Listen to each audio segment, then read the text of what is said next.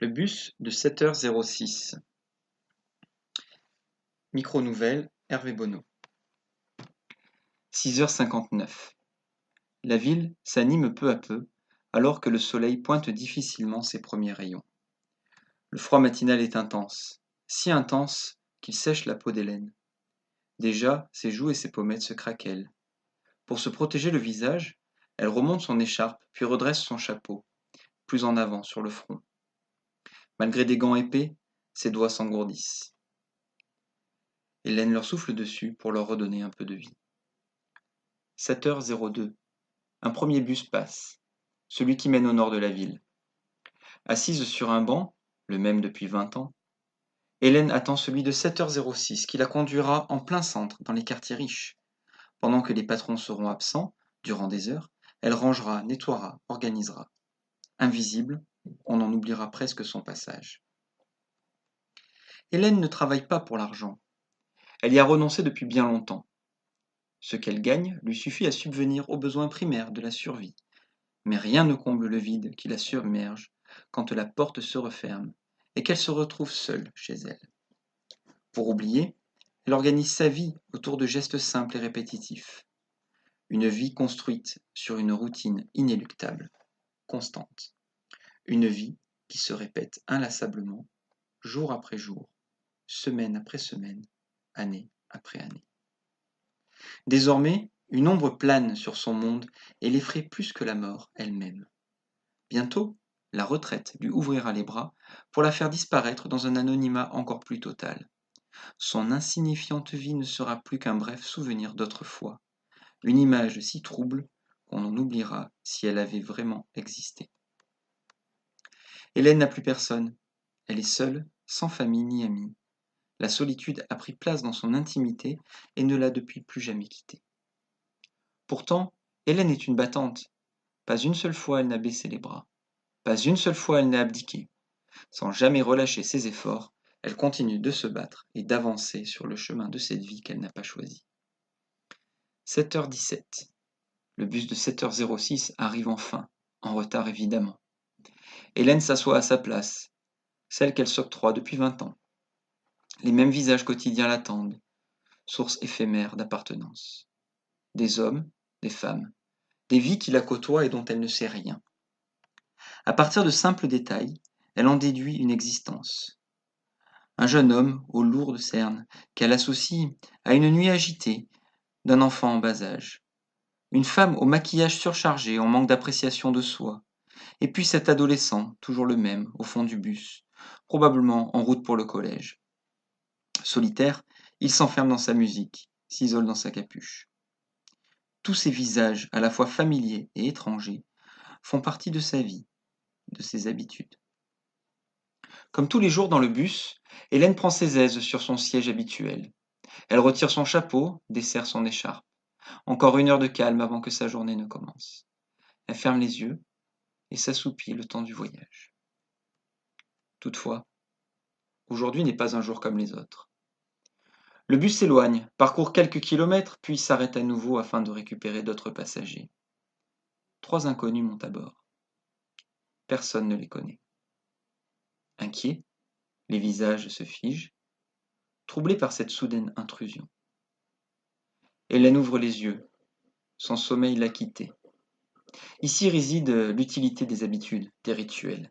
Ils rassurent, réconfortent. Ils protègent de l'imprévu, de ces agressions émotionnelles si difficiles à gérer. Les 3 inconnus remontent le couloir central et s'installent dans le fond, près de l'adolescent. La sérénité est brisée. Hilars, ils détruisent le silence. Tout en s'esclaffant, le plus grand des 3 arrache le sac de l'adolescent à capuche qui tente de se défendre malgré sa frêle corpulence. Un second le repousse sur son siège d'un épais coup de poing dans l'estomac. Le troisième, visiblement le chef de bande, s'empare du sac et le vide sur le sol. Il secoue et secoue encore, agacé de n'y trouver rien d'intéressant. D'un bond, il se redresse et s'avance en direction de l'adolescent apeuré. Un instant, il l'observe en silence. Souffle, transpire. Le chef n'est pas satisfait. Il en voulait plus. Cette image d'échec lui est inacceptable. Il ne peut tolérer le moindre instant de faiblesse. À défaut d'argent, la torture sera un bon défouloir. D'un geste brusque et soudain, il passe sa main entre la capuche et le crâne de l'adolescent, puis s'empare d'une poignée de cheveux. En hurlant, il tire d'un coup sec et entraîne l'adolescent sur le sol. Le pauvre garçon se débat, il tremble, il pleure, il implore. L'agresseur se réjouit davantage. Il se sent déjà beaucoup mieux. Mais mieux n'est pas synonyme de assez. Il en veut plus, beaucoup plus. Sa haine, il la transmet par de multiples coups sur chaque partie de son corps. L'adolescent se débat, transi de douleur, incapable de reprendre le dessus. D'une oreille attentive, Hélène écoute, mais n'ose bouger.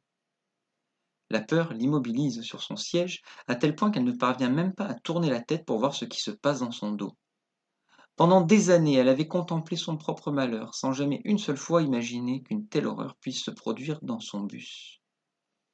Par-delà la terreur, un nouveau sentiment s'empare d'elle, mélange de frustration et de colère. Elle sent son corps qui se tortille, sa rage qui s'amplifie. De plus en plus, il lui devient difficile de rester immobile, de ne pas agir. Hélène n'a rien à perdre. Hormis cette vie qu'elle s'est construite, elle n'a rien. Ce bus, c'est son bus. Ces gens, ces étrangers, sont sa famille. Poussée par un sursaut de colère et d'adrénaline, elle se redresse et quitte son siège, hystérique. Une rage incontrôlable monte en elle, elle qui ne sait ni se battre ni se défendre, crispe ses babines, puis fonce tête baissée à la manière d'un taureau. Un acte irréfléchi, presque suicidaire, dans le seul but de protéger un des siens. Après une course en furie sur l'allée centrale, sa tête impacte le derrière de l'agresseur. Un choc terrible, bien plus virulent qu'elle ne l'aurait cru. Emporté par la surprise, le chef s'effondre sur l'adolescent. Hélène s'écroule sur le chef. En dépit du poids des années, elle se redresse aussitôt et prend position face à ses agresseurs. Le chef se relève pour lui faire face, très rapidement rejoint par ses deux acolytes. Ce n'est pas une vieille qui va les arrêter. Ils avancent, elle recule. Ils avancent encore, elle défie du regard, elle retourne s'asseoir. Le chef se penche sur elle, tout en levant la main pour mieux la gifler. C'est alors qu'un roulement de pas se fait entendre. Un autre passager, provenant de l'arrière du bus, les attaque à son tour, selon la même technique qu'Hélène, à la manière d'une boule de bowling. Il les percute et les renverse. Les trois hommes sont à terre. Un premier se relève et se fait immédiatement alpaguer par un autre passager. Les deux complices sont soumis au même sort. Tous les passagers du bus se soulèvent contre les agresseurs, en les poussant, les renversant, les immobilisant. Tout le monde vient à la rescousse du garçon. Même le chauffeur arrête le véhicule et se jette dans la bataille. La révolution est générale. Effrayés comme des enfants, les trois agresseurs fuient aussi loin que possible devant cette folie devenue plus forte qu'eux. Victoire! Un bref instant, le bus est en liesse quand la réalité les extirpe de cette joie déplacée. Le temps n'est pas à la célébration. Le jeune adolescent agonise encore. Il saigne, il tremble. Quand un se charge d'appeler les secours, d'autres lui apportent le réconfort nécessaire pour patienter pendant ces interminables minutes avant la délivrance, quand il sera conduit à l'hôpital. Il faut appeler ses parents, suggère Hélène. Je n'ai pas de parents, coupe le garçon à mi-voix. Lui non plus n'a personne dans sa vie. Orphelin, il habite dans un foyer pour jeunes. Un endroit où on lui apprend qu'il ne pourra compter que sur lui-même pour s'en sortir. Hélène n'ira pas travailler aujourd'hui. Comme tous les autres passagers, elle restera auprès d'Olivier, pour se relayer à son chevet. Son état n'est pas grave, il est simplement douloureux. Il se remettra vite. 3 jours se sont écoulés. Olivier est sorti de l'hôpital. La vie reprend son cours. Il est déjà 6h45. Elle est en retard. Le bus va arriver et elle n'est pas encore prête à sortir de chez elle. Aujourd'hui n'est pas un jour comme les autres. Elle va enfin revoir Olivier, Marc, Françoise et aussi tous les autres. En 20 ans, jamais elle n'avait été aussi heureuse de partir travailler. Cette journée terrible et magnifique a changé sa vie. Elle ne sera plus jamais la même. Elle ne sera plus jamais seule. Hélène se sent forte. À nouveau, elle a appris à croire en elle et à s'aimer telle qu'elle est. Elle accélère le pas. Elle ne veut surtout pas arriver en retard. Sa famille l'attend.